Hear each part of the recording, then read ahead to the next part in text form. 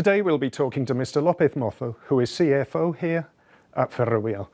Mr. López, the results this year are being presented in a very different way. What are the main effects? That's right. I mean, basically we have made the decision to sell the services division, and we have to report that business unit as discontinued operations. That means that the remainder of the group, airports, toll roads, construction, follows the usual pattern. We have here growth in revenues, EBITDA, and net income on a like-for-like basis. And then for the services division, we just have two lines. I mean, one line is the net income of discontinued operations, and the other one is the fair value adjustment. And here we have an important hit this year.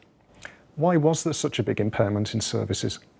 Well, it relates to the flexibility we want to keep with that sale.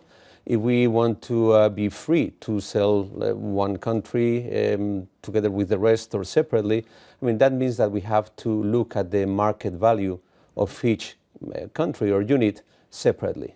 And in the UK, basically, we've seen that the environment is tougher, the outlook is tougher, and with still ongoing dispute in the contract to maintain the infrastructure in the Birmingham city, we need to take that hit.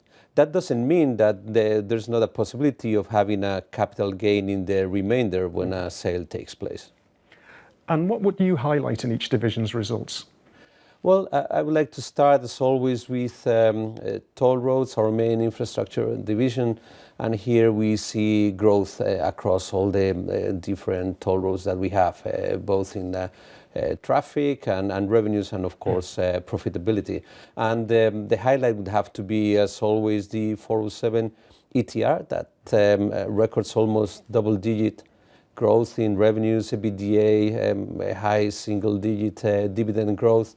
And probably the most impacting result comes from the US, where our toll roads there are outpacing the kind of guidance we gave to the market 2 years ago. So in Texas, all the EBITDA that we are recording is growing more than 25%. And more than that is the last part of the year, we got the benefit of all the openings of new roads around our existing network. One of them that we own, the I-35 West, that opened in July, is showing an incredible performance. Then, of course, we have airports where I would like to highlight Heathrow. Heathrow keeps growing in all the different destinations. And with that growth in passengers, more than 80 million, hitting a record every month, Heathrow manages to keep a very high client or passenger satisfaction. And of course, the Parliament in the UK approved the policy that allows the expansion of Heathrow, that is much needed and is very beneficial for the country. Of course, we also have airports in the UK, Aberdeen, Glasgow, and Southampton, that even though they have pressure in traffic because low-cost airlines are showing reductions in their passenger numbers, they managed to grow EBITDA with commercial initiatives, retail initiatives, and also with cost contention.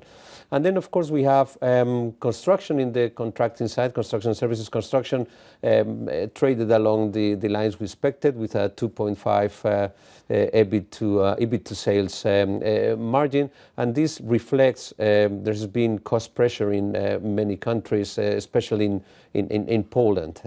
Regarding services, I would like to highlight Spain, that grows more than 3% and shows very high margins compared to the sector.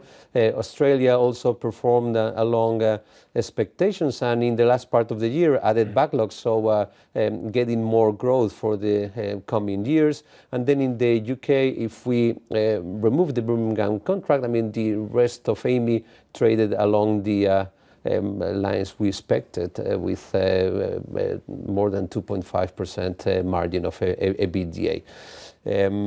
I would like to basically summarize as a good performance along expectations and beating the performance in our toll roads expectations.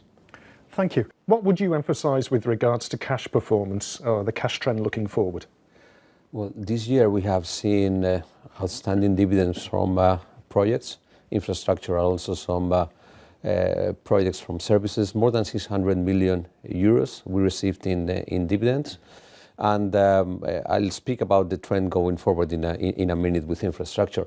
In terms of contracting, it was a year of lower contribution. In construction, basically because there were no big projects closing. I mean, when you have financial close, usually you get an advance payment. Well, that didn't happen this year. In services, it was basically in the UK where we had investment in Sheffield and the capex from the life cycle part. Also, we had some waste treatment plants that we were finalizing construction, like Milton Keynes, and also we had a reduction in the payment days to suppliers, and well, that affected the contribution from the contracting businesses. In terms of outlook going forward, in 2019 we'll receive dividends from NTE in Texas for the first time, and in 2020 from the LBJ. So we should be seeing good performance in dividends from infrastructure going forward. And it's basically that value creation that we see in these concessions that are quite complex that brought our decision to move to allocate more capital there and move away from services that also has good growth, but our prospects of value creation are higher in this infrastructure part. Mr. López Mozo, thank you very much. Thank you.